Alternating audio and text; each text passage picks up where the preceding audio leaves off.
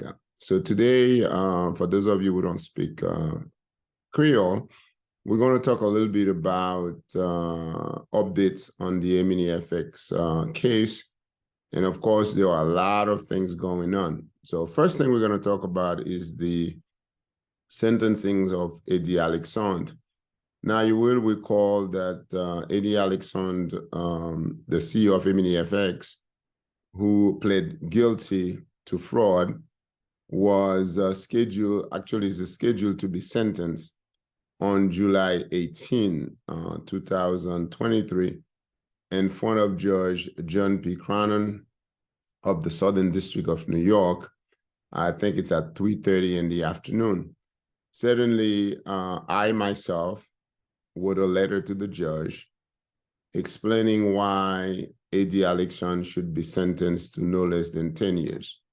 So I want to encourage any one of you, if you are an investor of Eddy Alexandre, or if you've been following this case and you understand the seriousity of what Alexandre and his co-conspirators have done to the Haitian community, some 62,000 people who invested over $300 million. And I assume that Eddy Alexandre and his co-conspirators must have collected close to $500 million.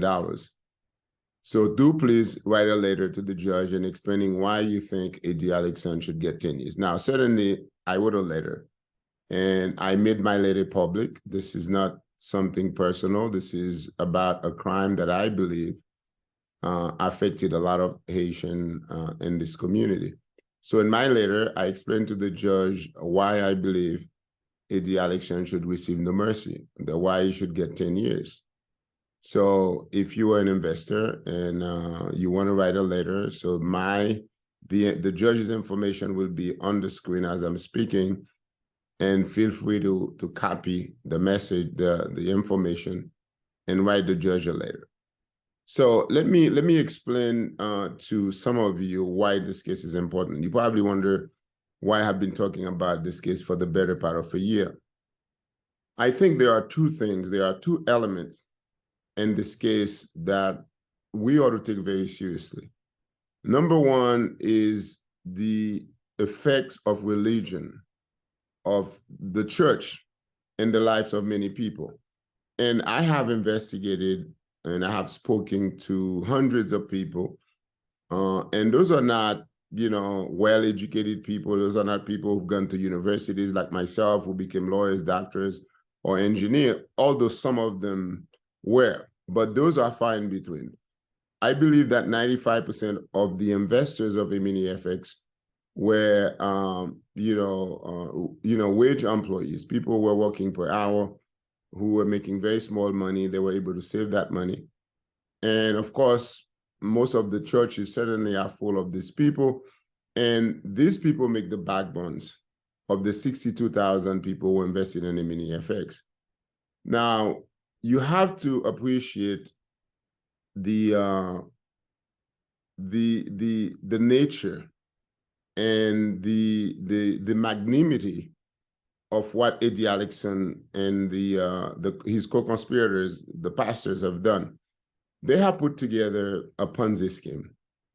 And the pastors, especially Maisonneuve, Pastor John Edward Maisonneuve, Pastor William Jean-Charles, Pastor Olivier Smith, and others, over 100 pastors, they knew that Eminifx was a Ponzi scheme. And I'm going to tell you how the pastors knew. The pastors were collecting money every Friday from the Ponzi scheme. Meanwhile, they were telling their parishioners to put more money and not taking the money back. Some of the pastors, like Pastor Maisonneuve, who were in Pennsylvania, got upset with some of his parishioners for taking money out, because the only way this would work is for people to continue putting money in and not taking any money out. So the more people who put money in, the more money there is, and the more money that the criminal clique was able to get. So they knew. And I'm not saying all of the pastors knew, but I'm saying that there were core pastors who knew about the the Ponzi scheme. So these pastors, what they did, they used their position, their leadership, their ability to convince people, to tell people that, oh yeah, it's a good investment, you should invest, you should invest. Meanwhile, they knew this wasn't. They knew that Eddie Alexandre has absolutely no background in investment, did not work on Wall Street, knew nothing about investment. This was simply a Ponzi scheme that they put in place, they orchestrated in order to get rich. For example, someone told me, and I don't know if this is true, but I have no reason to doubt that person, that Pastor Maisonneuve was showing a video of the four Mercedes-Benz that he had parked on his garage, and he was showing people, look how many cars that I have, or how nice those cars were. And those cars were purchased by money belonging to people, parishioners of the church, not money invested in the market that actually return a profit. That didn't happen in Eminifx. This was a purely Ponzi scheme. And when I say that, and I tell people, don't take my word for it. You don't have to believe me. All you have to do is read the receiver's report, the man who's gone over the entire file of Eminifx, and he was able to report to the court that there was never any investment. The only investment that Eddie made was a $6 million, $9 million, which he lost $6 million of the $9 million, which he never told anyone. Of course, he couldn't say that because people wouldn't invest if they knew that the man had lost $6 of the $9 million he invested. Now, those pastors knew. So Eddie Alexandre took a plea. He's been so far the only person arrested. In July 18, Eddie Alexandre is going to be sentenced. So I want as many of you who had invested in the Eminifx to write letters to Judge John P. Cronin, and the address is on the screen, to tell the judge why you think that Eddie Alexandre should receive no mercy, that Eddie Alexandre should be sentenced to 10 years. Now remember that what Eddie Alexandre did, and I'm not upset with him for doing that. If I was Eddie Alexandre, I probably would have done the same thing, and I think his lawyers advised him to do this. The man raised $300 million in a Ponzi scheme. He goes to court. Instead of going to trial, which he couldn't do because he's guilty, he couldn't go to trial. What is he going to say? That he didn't do it? He didn't have any defense at all, so he couldn't go to trial. What he did, he sat with his lawyers and decided, okay, how do I get out of it? His lawyers said, hey, if you give the government some of the money back, they may be they go lighter in the sentence. So he made a deal. Instead of facing 25 to 30 years, okay, because we're talking about $300 million here, okay, that's kind of the loss. So Eddie Alexandre made a deal where he turns the money, some of the money that he had, he turned it to the government in exchange for a lighter sentence. So now he's facing 10 years. But if we don't write letters to the judge to let the judge know that the 10 years is not enough, and that we would have rather have Eddie Alexandre go away for 20, but for the deal that he made, now he's facing 10. And those of us who were victimized by Eddie's fraud, we have the moral responsibility to write a letter to the judge and let the judge know that in no uncertain term that he shouldn't show mercy for Eddie, because the man is a sociopath. So I have done my duty, and I wrote a letter, which I made public so anybody can read what I said. It's not private. I let people know that I've been always against that fraud from the beginning, and I've probably been the only person who's been talking from the beginning of the case until now. So do that. Write a letter to the judge and let the judge know how much money you invested and how much you stand to lose, or if you've lost, and what that actually does to your family. So you can write that letter. The address is there, the name of the judge. You can also email that letter. So I would advise you to write a letter. What I did, I wrote a letter, I sign it, and I PDF it, and I email it to the judge as an attachment. And I'm also mailing this letter. I have a letter here that I'm mailing to Judge Conan. And this is the letter I'm mailing. And I don't know if you guys could see it, but this is my letter that I'm mailing to the judge to tell him to sentence Eddie to 10 years. Now, here's the reason why I'm saying that. I know people might say, oh, well, you know, Eddie Alexandre is a Haitian just like you. And of all people, you've been through this, you know what it is. And here's the difference, okay? Eddie Alexandre did something to the Haitian community that has never been done by anyone. No one has ever been able to commit such a monster fraud. Okay, we're talking about $300 million, 62,000 people lost their money. So this is not a very small case. And I'm telling you, if we don't stand against that type of activity in the Haitian community, 5 years from now, 10 years from now, you're going to have somebody else who think they're members of the community. I'm talking about somebody from outside. I'm talking about someone from the community who think that they can do the same thing. So we have to set an example on Eddie Alexandre because he knew what he was doing. Eddie Alexandre wasn't stupid. He knew that this was wrong. He knew this was a Ponzi scheme. He knew he wasn't investing the money. He knew, and I'll tell you how he knew. When he took a plea, okay, the judge asked him very clearly, why did you lie? Why did you do that? And he said clearly, he lied because he wanted people to invest. And think about it. If he didn't lie, people wouldn't invest because the thing is, people were saying, well, I'm getting my 5%. He's not lying because he's paying me 5%. And I'm telling these people, dude, are you stupid? The 5% he's paying you is not 5% from any investment. He didn't invest any money. So it wasn't like he invests $100 and he made $200 and now he's giving you $100 back plus 5%, $5. He's not doing that. Your money's sitting in his account, and as more money coming into his account, he's paying the people, you know, the people who need to get paid, those people get paid. So you were the sucker, and Eddie Alexandre was the smarter. But now he's going to prison, and I'm hoping that you're going to take my advice to write a letter to the judge, tell him to sentence Eddie Alexandre to 10 years. Now, since I started this case, can't say anything you want about me. I mean, people said a lot of things about me. I don't care. I know who I am. I know what I stand for, so that doesn't bother me. I'm not shaking by it. I don't care what people say. People could say whatever they want. But I could tell you something. From the beginning of this case, I've always told you the truth, and whatever I said would happen actually had happened. So there was nothing that I said was going to happen didn't happen in this case. And if you would remember from the beginning, I said Eddie Alexandre was going to take a plea. And I said he was going to negotiate a plea that's reduce his prison sentence. This is what he did.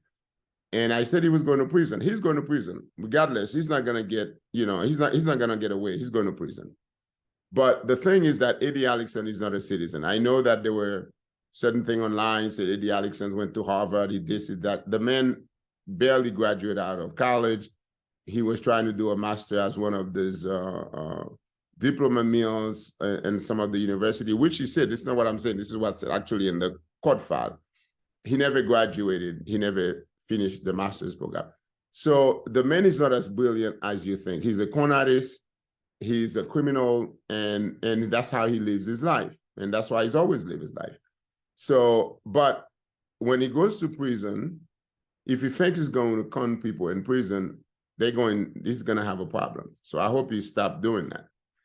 So now I've talked to you about don't forget, the sentencing is July 18 at 3:30, Judge Cronin courtroom in the Southern District in Manhattan. And I'm going to be there, you know, because I'm going to call Chambers and ask to address the judge and his sentencing, because I'm going to be there. Because I want to see this guy's face to face. Never met the man, but I want to be there because what he did to the community is unconscionable. So now that we've talked about Eddie Alexandre's sentence, let's talk about the lawsuit. There are two lawyers in Florida who filed a class action lawsuit, which I have been asking the members of EMINIFX back in May of last year when Eddie Alexandre was first arrested. I said, look, guys, you have to have your own lawyer to represent the class, because I suspected then that Eddie Alexandre was going to make a decision that benefit him and his family, that he wasn't going to care much about the investors. And which is true. This is exactly what happened. But after Eddie Alexandre took a plea, people realized then that I knew what I was talking about, because that's basically what happened. So they decided to hire a lawyer to take the case. And so, of course, the lawyer has been working in the case, and there are 108 defendants. The lead defendant is a doctor in Miami, I believe, who invested close to $500,000 on in Eminifx. He's the lead plaintiff. And the lead defendant is the General Conference Corporation of the Seventh-day Adventist Church. Now, you probably wonder, why did the lawyer sue the Adventist Church? And the question is, why not? Because Eddie Alexandre had been the son of an Adventist pastor. His father's name is Matthew Alexandre, who was a pastor in Florida. He grew up in the church. He knew the church. He has a lot of friends and family and people in the church. So he used his relationship with the church, with the Adventist church, the pastors, the assistant pastors, or whoever he could, to raise as much money to bring as many people. Now, when I speak about the Seventh-day Adventist Church, and I have people ask me, do I have a problem with the Seventh-day Adventist Church? I don't believe in any religion. I don't. This is my personal belief. I don't believe in any religion. I don't trust anybody who believes in any religion, because I don't, okay? But regardless of that, let's put that aside. I don't have any animosity towards Seventh-day Adventists any more than I have animosity towards Christian or toward Jehovah's Witnesses. I don't.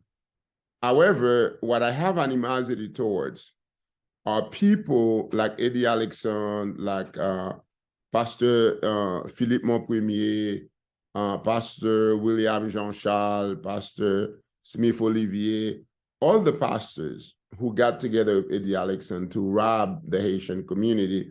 That is what I have a problem with. And all of you should have a problem with it, because if you don't, something is wrong with you. We simply cannot allow these people to take advantage of the less fortunate, the less educated, which is what Eddie Alexandre did. I never invested in Eminifx, because the minute I looked at it, the website, I knew from the beginning that it was a fraud. It was a Ponzi scheme, because there was no way this guy was going to be able to pay you 5% a week. It wasn't going to happen. There's no way. So, but try to convince some people that this was a Ponzi scheme. It's really hard for them to understand this. Well, of course, we all don't make the same. Some people are smarter and have more better experience than others. I used to be a prosecutor in New York. I know how a Ponzi scheme works. I've seen people put a Ponzi scheme together. I could see a Ponzi scheme 10 miles away. So I knew that I didn't think it was a legitimate business. So this lawsuit, the class action lawsuit, was filed. And as I was, talking about it for many months, because many of the 62,000 people, remember there are 62,000 people who invested close to $300 million. And the receiver had put out a report in his last report, and he actually noted in his report that there is about $90 million unaccounted for, perhaps money that was spent somewhere. So he doesn't know. So if you look at all the money that people put in the pot, let's say it's 300 million. Eddie Alexandre pay out maybe, I don't know, 50 million. Then he spent another 40 million for whatever. Maybe he took some of that money and put him in another account for a rainy day, something he saved because he knew eventually he could be arrested. So maybe he's got another 80 million somewhere. So let's say total, there's about $150 million unaccounted for. $150 million, nobody can find, okay? So the receiver now, let's say, has $100 million. He needs to distribute among 62,000 people. Some of you invested 100,000, 300,000, 500,000, 150, 100, 10,000, 5,000, whatever you invested. There's no way that the receiver is going to be able to pay you 100% of what you invested, okay? Number one. Number two, some of the people who have invested had taken some of that money out.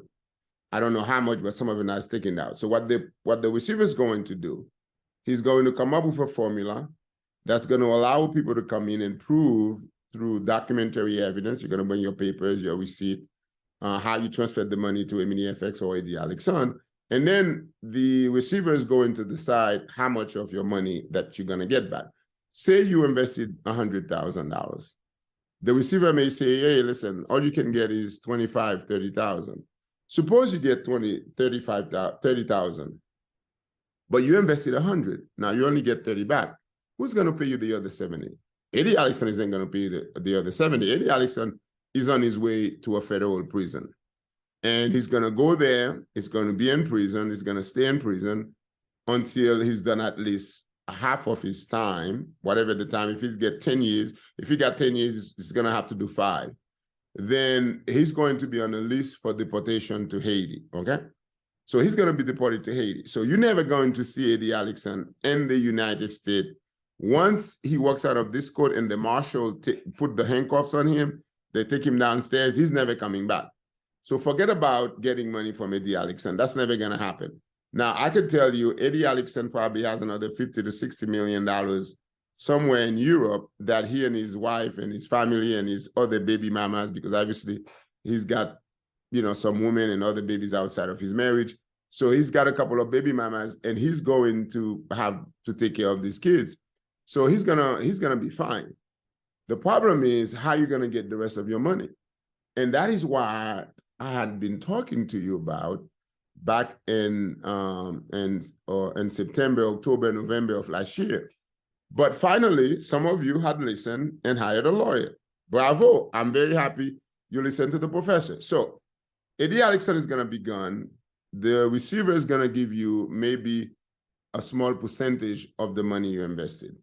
You're still going to sit there in your chair crying, because if I invested 100,000 and I only get 30 back, I'm not going to be very happy, because, you know, I'm losing 70% of my money. I'm not going to be happy. There is a way you can get your money back.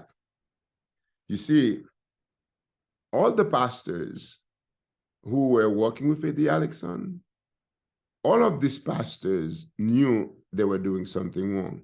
And these pastors work for the Adventist church. They are paid by the Adventist church. They are trained and retained by the Adventist church. So the General Conference of the Adventist church cannot possibly say that, oh, we don't know anything about it. Yes, they did. Okay, they did. And the lawyers have enough evidence to prove, because not only that there were people who were complaining to the local conferences about the coercion tactics that some of the pastors like Mon Premier, like Jean-Charles and others were using inside the church to collect money for Eminifx, but they did nothing about that, okay, number one. Number two, the General Conference Corporation knew that in the past, there had been other pastors, other people who got involved in similar type of fraud. Now, some of them were never arrested, but a lot of the parishioners lost millions and millions of dollars. So this is not the first time pastors and other people have concocted some kind of fraud to take money out of the church. Because I'll tell you something. If you want to commit a fraud, do it in the church. And I'll tell you why. When you do a fraud in the church, it's actually a good fraud. And I'm explaining to you why. People who believe, okay, in God, or who goes to church, or who believe that, oh yeah, don't worry about it, God will take care of it, it's easy to defraud them. It's easy to tell them, oh, this is, the pastor say, oh yeah, God would have wanted you to do that. And they did it. When they lost their money, the pastor would say, well, you know, let's leave it to God. Okay, everything is God. It goes good is God. It goes bad is God. It's all God, God, God. And I tell you guys, okay, as an aside, remember that for centuries, okay, for centuries, religions have always been used to commit the worst atrocities mankind ever known. So people use religion to kill people. They use religion to rape people. They use religion to colonize people. They use religion for slavery. So I'm not saying you shouldn't believe in God, but what I'm saying is I need you to use the common sense that the gods give you, okay? But you can't leave everything to God. You can't say, well, if it happened, no. You need to take action for yourself. You need to take responsibility for yourself. So in that way, the class action lawsuit is a good thing. It's you as a class taking responsibility for yourself. And the lawyers certainly are suing the Adventist church and all the pastors. So, because remember, Eddie Alexandre got arrested. To this day, no one really know exactly who was involved, who did what to whom. Now, I can tell you that I have seen videos of Pastor Maisonneuve, Pastor William Jean-Charles, Pastor Smith Olivier, and Pastor Philippe Monpremier talking about Eminifx, raising money, talking in the radio, talking on television, talking on different places, promoting Eminifx. So those pastors cannot say that they weren't involved. We knew they were involved. Now, there were other pastors who actually were involved, but who somewhat did not come out publicly to support Eminifx, but they were quietly raising money. And you know something funny? All those Haitian parishioners from the church, they told the investigators for the lawyers who they talked to, what pastor told them what, when, where, and how. So, they told the story. So we know how many pastors were involved. And all of these pastors are subject to the position. They're all subject to subpoena. They're all going to be subpoenaed. They're all going to have to come to court and speak and tell the judge what happened. And they can lie. They better tell the truth, because if they do lie and they get caught in lying, they're going to prison. So I think that the class action lawsuit is the best vehicle to prevent that type of fraud from ever happening in the Adventist church.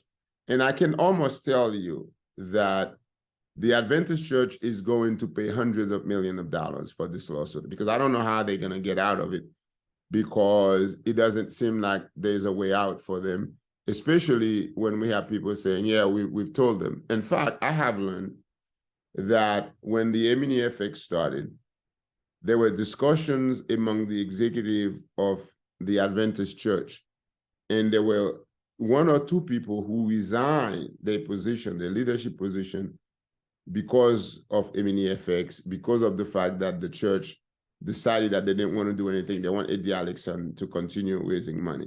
So that is certainly an indication that the church knew and turned a blind eye, just like the church has always done in the past, turn a blind eye to atrocities. So they did that. The good thing is that we do have people who want to come forward, witnesses who want to testify.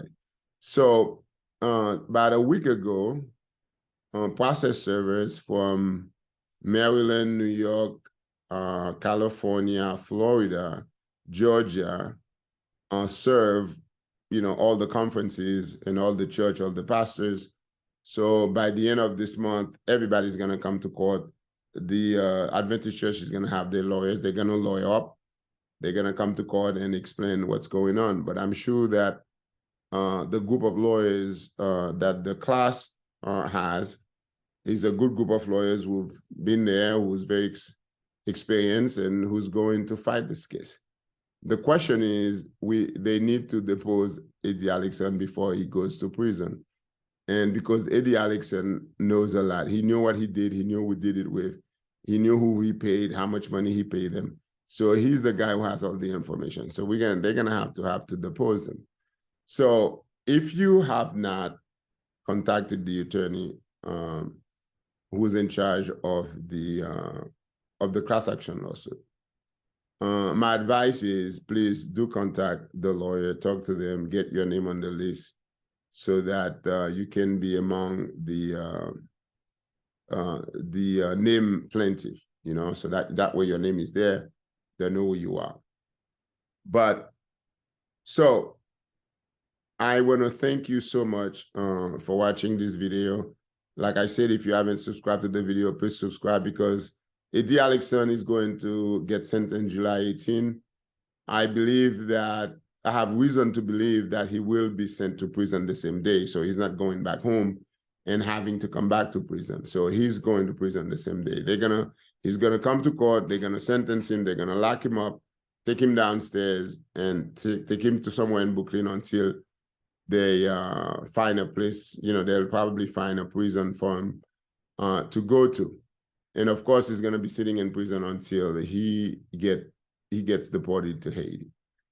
So don't feel bad. It's another bad apple that would be out of the Adventist church. The good pastors in the Adventist church should be happy that Eddie Alexandre is going to be gone. And I think all the good pastors should be happy that this fraudulent man who defrauded 62,000 people will no longer be among them. And I hope and I wish him well in prison. But like I said before, if he thinks he can go to prison and try to con other people with his funny investment, I could tell you right now, he's going to have a lot of problems. Okay. So again, thank you for watching The Professor. Please write a letter to Judge Cronin. At the end of this video, the letter you would see the information for Judge Cronin. And I would have a copy of my letter that I wrote at the end of this video, so you'll be able to read what I wrote to the judge, and you can write your own letter. You don't have to write what I write. You could just say your name, which state you're from, how much money you invested, and why you invested the money, who told you to invest it. If a pastor told you, you're gonna write that. If a friend told you, you're gonna write that. And you can tell the judge also what Eddie Alexandre told you.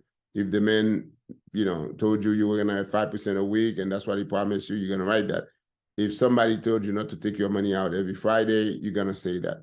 It's a very simple letter. Keep it about to a page. You don't want the judge not gonna read, a long thing. This is not a motion. This is not a complaint. This is simply a letter telling the judge how we in the outside looking in at the justice system see the entire case, and we want the judge to give Eddie Alexandre 10 years. So that's what you have to do. And of course, if you need to reach out to the professor, my email is there. You can email me. You guys have my number. You can text me.